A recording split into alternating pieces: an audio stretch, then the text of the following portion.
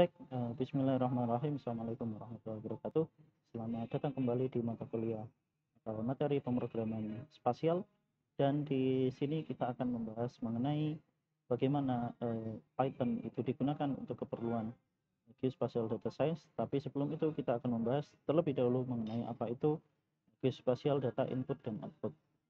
Seperti yang sebelumnya lalu kita sampaikan bahwa dalam geospatial data science kita perlu mengenal secara lebih detail apa itu yang disebut dengan nama data geospasial itu sendiri, serta bagaimana kita mengidentifikasi karakteristik dari data geospasial dan bagaimana kita menggunakan data geospasial ini sehingga kita bisa memperoleh informasi yang berguna dari data-data tersebut.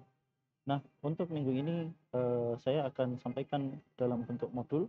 Ada beberapa panduan secara ringkas dan rinci yang sudah kami sampaikan yang ada di ELOK. Nah, untuk penjelasan ini saya akan sampaikan secara singkat apa itu yang dimaksud dengan nama geospatial data input dan output. Silakan untuk detailnya modul ini bisa dibaca dan dipelajari yang sebagaimana ada pada ELOK. Saya akan sampaikan terlebih dahulu mengenai apa itu data geospasial. Jadi sebagaimana apa yang ada di bagian kanan saya ini, kita biasa kenal ada dua model data spasial, yaitu data vektor dan data raster. Seluruh data spasial yang ada sekarang barangkali bisa dibilang merupakan turunan dari kedua jenis data ini, yaitu data vektor dan data raster. Termasuk barangkali yang kita kenal sekarang ada namanya data point cloud. Nah, data vektor maupun data raster ini ketika kita gunakan untuk menyimpan data, maka sebenarnya dia termasuk dalam kategori data yang terstruktur atau structure data. Akan tetapi, dalam kasus tertentu kita juga akan mendapatkan data-data yang tidak terstruktur yang nantinya perlu kita konversi menjadi data yang terstruktur ini. Untuk itu, pada minggu ini kita perlu kenal secara lebih detail apa yang dimaksud dengan nama geospatial data input output, yaitu bagaimana data geospasial itu dikonversi dari berbagai sumber. Kemudian juga bagaimana kita mengkonversi data spasial yang sudah ada ke format lain. Karena dalam perjalanan geospatial data science dan pemrograman spasial, kita akan sering ketemu dengan kasus semacam ini, di mana kita perlu melakukan konversi data, kemudian memberikan sistem proyeksi yang sesuai agar data-data ini bisa kita overlaykan, atau dengan kata lain, bisa kita tumpuk satu dengan yang lain, dan kita lakukan analisis di situ. Nah, di modul ini saya berikan penjelasan, misalnya di sini ada yang disebut dengan tipe data dasar, yaitu point, line, dan polygon, di mana tiga tipe data dasar vektor ini digunakan untuk menyimpan koordinat, dan dari koordinat ini kemudian kita bisa lakukan analisis selanjutnya. Dan tentu kita tidak boleh melupakan mengenai koordinat reference system atau CRS atau sistem referensi koordinat.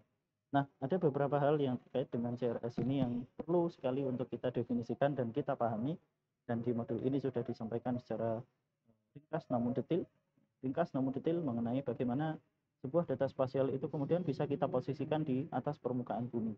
Ada acuan yang digunakan, ada datum yang digunakan, kemudian ada satuan yang juga diterapkan kepada data tersebut, ya, atau nanti kita kenal dengan istilah extend dan juga definisi CRS yang seperti yang ada pada gambar ini. Di extend ini adalah sesuatu yang melekat pada data, sedangkan CRS ini sesuatu yang didefinisikan pada saat data ini kemudian dimasukkan ke dalam perangkat lunak atau ke dalam pengolahan data spasial. Dan dua hal inilah yang menentukan sebuah data spasial itu bisa diletakkan pada software.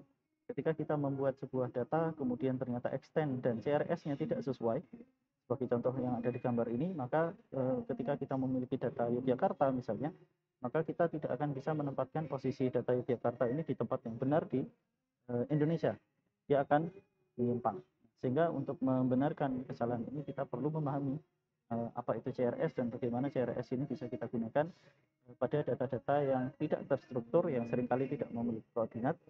Kita kemudian bisa memberikan koordinat pada data tersebut. Nah, kemudian ini adalah beberapa contoh abstraksi data vektor. Ada geometri, kemudian dari geometri tersebut kita bisa turunkan ke dalam model-model yang lain, misalnya ada poligon dan multipoligon. Kemudian dari data vektor inilah yang nanti menjadi dasar untuk data-data lain, misalnya seperti data point cloud. Dan selain data vektor, ada data raster yang kita kenal semacam ini, yang dia terdiri dari baris dan kolom, di mana data raster ini sering kita jumpai pada foto udara maupun pada citra satelit, dan dia digunakan untuk menyimpan data yang mencakup area yang sangat luas dengan data yang sangat-sangat banyak. Dan ini juga termasuk salah satu fokus dari materi kita nanti, di mana kita nanti juga akan membahas beberapa hal mengenai analisis data raster. Ya, selanjutnya kita akan kenalan dengan perangkat yang kita gunakan untuk manipulasi data spasial yang sudah kita sebutkan di atas, vektor, raster, kemudian data point, cloudcat, dan lain sebagainya, yaitu GIDAL. GIDAL ini boleh kita katakan sebagai kakeknya data geospasial, di mana banyak software-software yang sekarang digunakan itu memiliki GIDAL di belakang layar, dan GIDAL ini kemudian juga akan menjadi salah satu materi pembahasan yang kita berikan di Python nanti. Ketika kita nanti membahas Python, di situ ada beberapa pembahasan mengenai GIDAL, bagaimana memanipulasi data, dan di penjelasan yang nanti akan Bapak Ibu dan adik-adik jumpai di minggu ini, di bagian bawah modul ini nanti akan disampaikan tentang bagaimana kita menggunakan GIDAL ini untuk keperluan transformasi data, untuk keperluan analisis sederhana, dan lain sebagainya. Nah, ada 3 model GIDAL, ada model program, dan ada model command line, dan ada model GUI. Kita akan menggunakan versi yang pertama di Python, karena kita nantinya akan menggunakan Python untuk keperluan analisis lebih lanjut. Nah, silakan dipelajari untuk beberapa modul yang sudah kami sediakan, dan di sini nanti juga akan ada latihan mandiri, di mana latihan mandiri ini kemudian bisa digunakan untuk mengukur seberapa paham Bapak Ibu dan adik-adik mengenai materi. Dan seperti biasa di Elok ada link untuk mengumpulkan latihan mandiri ini, yang nanti akan kita nilai sebagai salah satu syarat pemenuhan kompetensi yang dibutuhkan pada minggu ini. Sekian dari saya, terima kasih dan selamat belajar. Assalamualaikum warahmatullahi wabarakatuh.